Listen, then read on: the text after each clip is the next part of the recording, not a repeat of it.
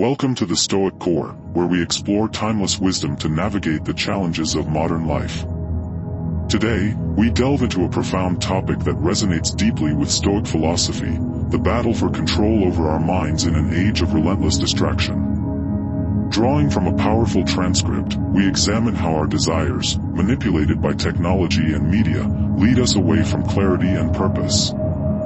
Through the lens of Stoicism, we will uncover practical steps to reclaim mental sovereignty, aligning our actions with virtue and reason. As Marcus Aurelius reminds us, you have power over your mind, not outside events. Realize this, and you will find strength.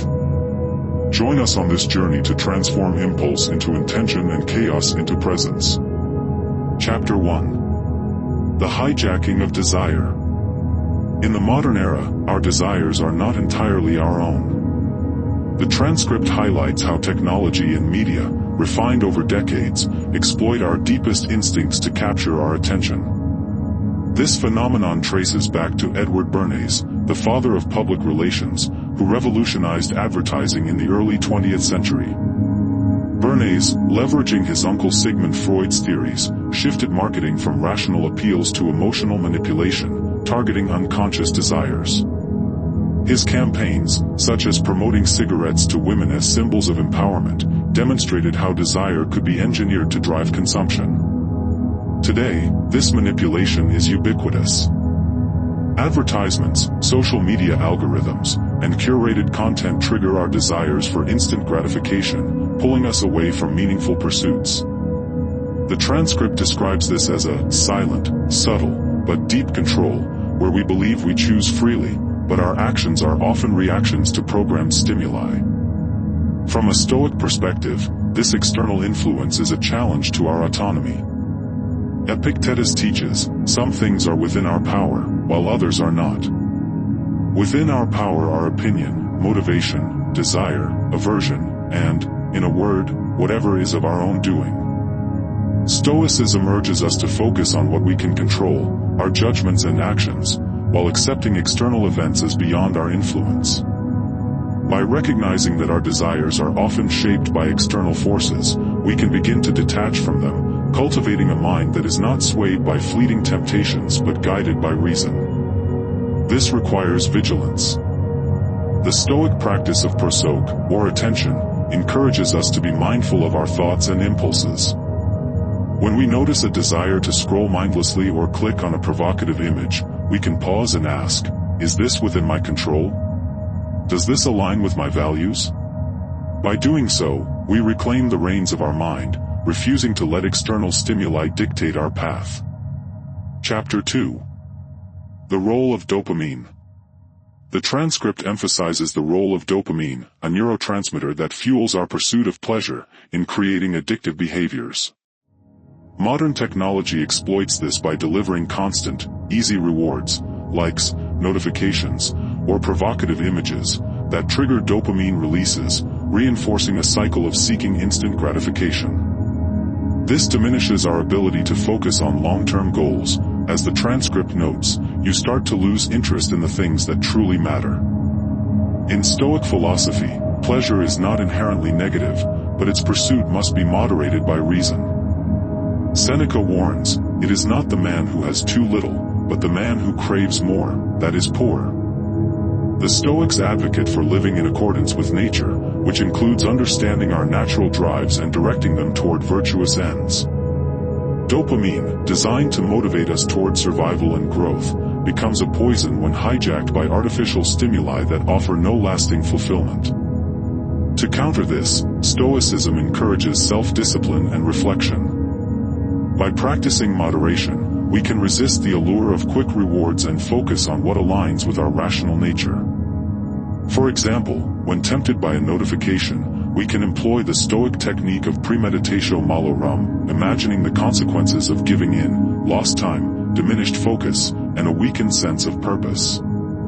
This foresight strengthens our resolve to choose actions that serve our higher goals. Moreover, Stoics emphasize finding joy in simple, natural pleasures, meaningful work, deep relationships, and personal growth, rather than artificial stimuli.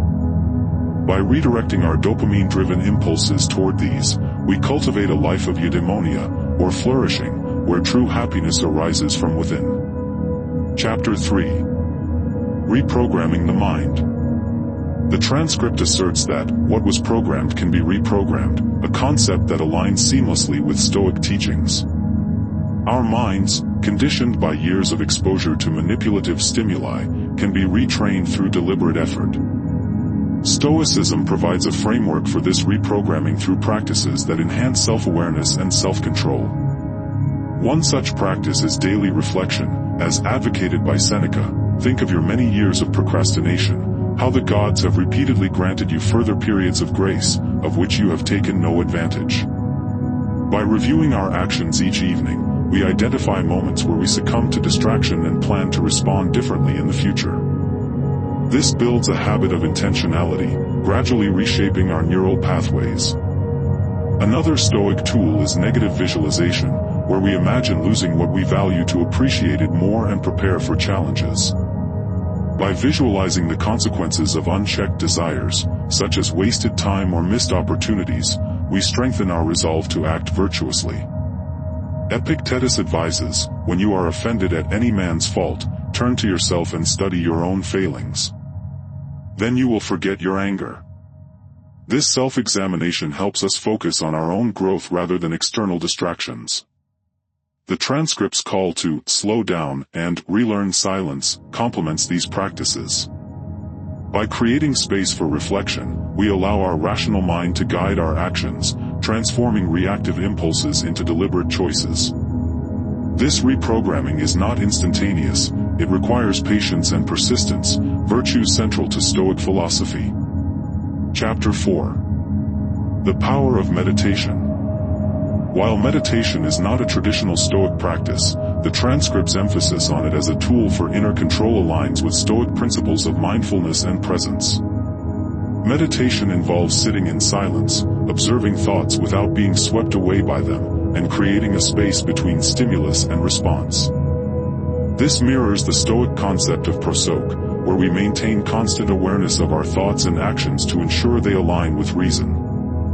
Carl Jung's insight, who looks outside, dreams, who looks inside, awakes, underscores the value of introspection, a practice that complements Stoic self-examination. By meditating, we train ourselves to observe desires without acting on them impulsively, fostering the inner warrior described in the transcript.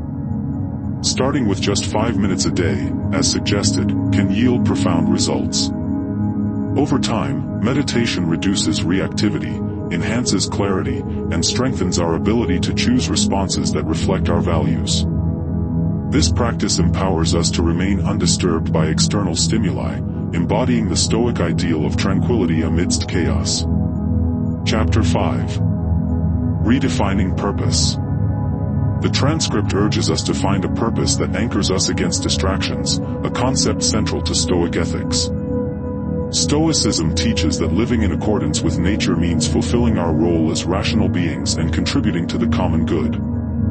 Marcus Aurelius writes, "Everything, a horse, a vine, is created for some duty." For what task, then, were you yourself created? Discovering our purpose involves asking, what moves me?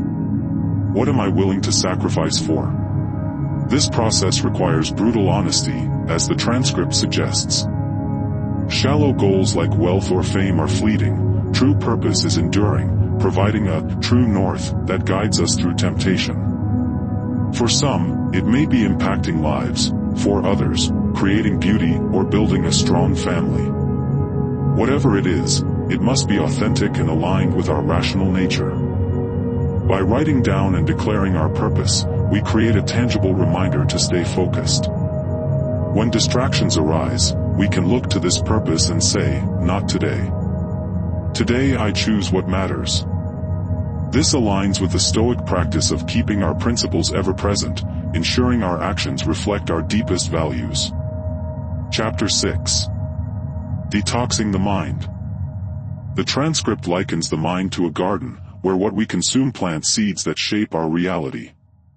Stoicism advocates for simplicity and focusing on essentials, as Seneca notes, a man thus grounded must, whether he wills or not, necessarily be attended by constant cheerfulness and a joy that is deep and issues from deep within. By curating what enters our mind, we cultivate a fertile ground for clarity and purpose. This detox involves eliminating superficial stimuli, mindless scrolling, sensational content, and empty distractions. The transcript asks, after 30 minutes scrolling, are you stronger or emptier? Stoics would echo this, urging us to consume content that elevates the soul rather than feeds the ego.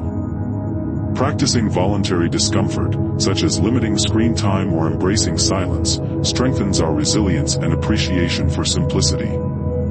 By replacing noise with wisdom and artificial sensuality with inner power, we create space for meaningful growth. This process, though initially uncomfortable, leads to a mind that is less reactive and more present, embodying the Stoic ideal of tranquility. Lastly, the path to mental sovereignty is both challenging and transformative. By understanding how our desires are manipulated, recognizing dopamine's role, and applying Stoic practices like reflection, mindfulness, and purpose, we can break free from distraction and live with clarity. As Epictetus advises, there is only one way to happiness, and that is to cease worrying about things which are beyond the power of our will. Let us commit to detoxing our minds, cultivating discipline, and embracing our purpose. The Stoic Core invites you to join our community of seekers. Like, share, and subscribe to explore Stoic wisdom and live virtuously in a distracted world. Together, we can transform chaos into presence and reaction into silent power.